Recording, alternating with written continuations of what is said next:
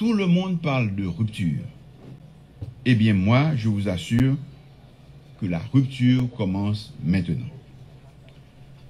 Soyez assurés qu'aucune distraction, aucune convocation ou invitation, aucune manœuvre, aucune menace, aucun combat d'arrière-garde, aucune agression ne me détournera de ma mission. Au fait, je veux redire à ceux qui ne l'ont pas compris, les manœuvres de diversion pour semer la confusion et empêcher à la justice de faire sereinement son travail ne passeront pas. Les vrais coupables, les auteurs intellectuels et les commanditaires de l'assassinat odieux du président Jovenel Moïse seront trouvés et traduits en justice et punis pour leur forfait. À bon entendeur, salut. Plusieurs ont souhaité venir signer publiquement devant la presse parlée, écrite, télévisée et en ligne, l'accord pour une gouvernance apaisée et efficace de la période intérimaire, et je les félicite pour cela. Après une longue série de consultations et des rencontres avec divers secteurs de la classe politique et de la société civile, nous avons pris en compte des avis et commentaires émis par plusieurs organisations pour produire ce document final. Il servira de guide aux membres du gouvernement et à l'ensemble des forces politiques et sociales pour les mois qui viennent.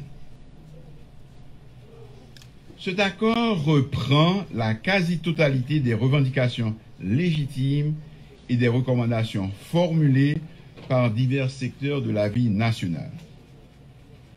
Certains le trouvent ambitieux et prometteur, mais nous ne pouvons offrir moins à nos concitoyens qu'ils veulent nous voir engager notre vie sur la voie du changement.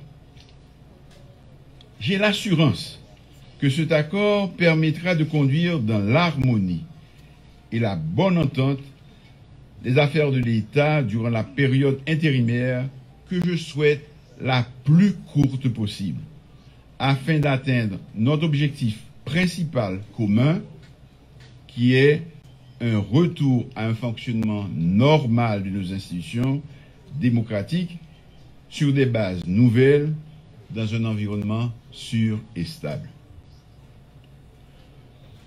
Un premier texte avait circulé et beaucoup d'organisations l'avaient déjà signé. Dans le but de rassembler encore plus de concitoyennes et de concitoyens, j'ai accepté les propositions de nos compatriotes ici présents qui visaient à améliorer le texte et à le rendre plus clair. En conséquence, les ajouts au texte précédent concernent principalement le mode de désignation des membres du Conseil électoral provisoire, des membres de l'organe de contrôle et de suivi, ainsi que la procédure à suivre pour aboutir de manière inclusive et participative à un projet de nouvelle constitution qui sera soumis à l'approbation du peuple haïtien à travers une consultation populaire. Dans les prochains jours, les dispositions seront prises pour la mise en œuvre de l'accord, dont les différents organes prévus seront créés, comme je l'ai mentionné à tous mes interlocuteurs par le biais du dialogue et de la concertation permanente. D'autres compatriotes ont pris des initiatives et ont formulé des propositions pour la gestion de la période intérimaire. Je les félicite pour leur intérêt pour les affaires publiques. Je vais les rencontrer et discuter avec eux de la possibilité de faire taire nos querelles intestines et rassembler nos énergies pour regarder ensemble dans la même direction, celle de la transformation de notre pays et de notre société. Je ne désespère pas de les convaincre de la nécessité de toutes les Haïtiennes et de tous les Haïtiens de s'unir pour avoir la force nécessaire pour faire face aux périls qui nous menacent.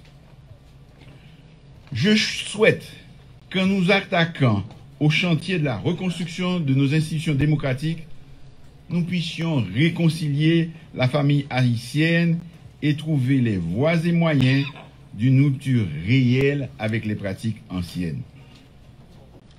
Notre pays a besoin de cette mutation, qui est la condition sine qua non de la relance de notre économie et de notre développement durable. Tout le monde parle de rupture. Eh bien moi, je vous assure que la rupture commence maintenant.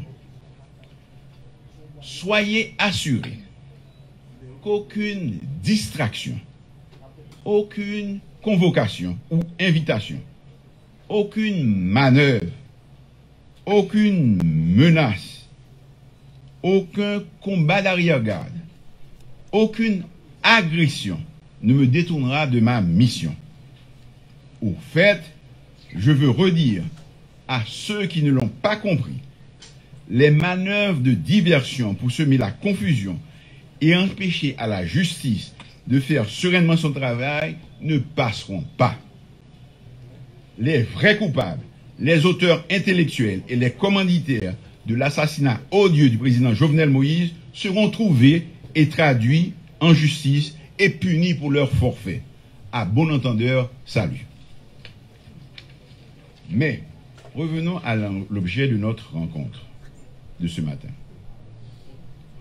Pendant tout le week-end, de nombreuses organisations et personnalités viendront signer l'accord pour une gouvernance apaisée et efficace de la période intérimaire. Nos amis de la presse auront de plus amples informations sur les noms des signataires ultérieurement. L'accord restera ouvert à la signature d'autres organisations. Je vous remercie.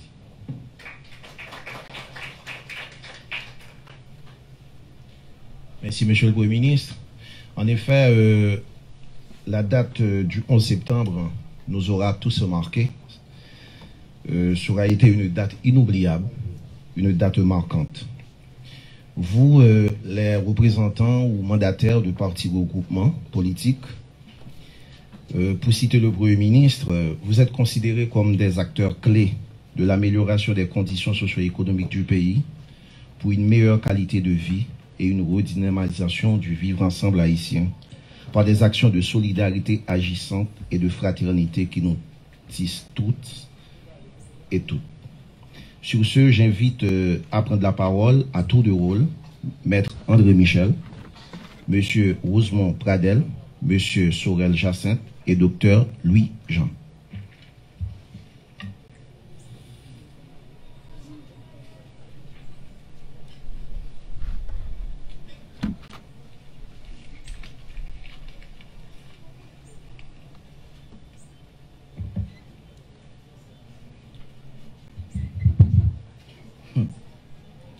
Monsieur le Premier ministre,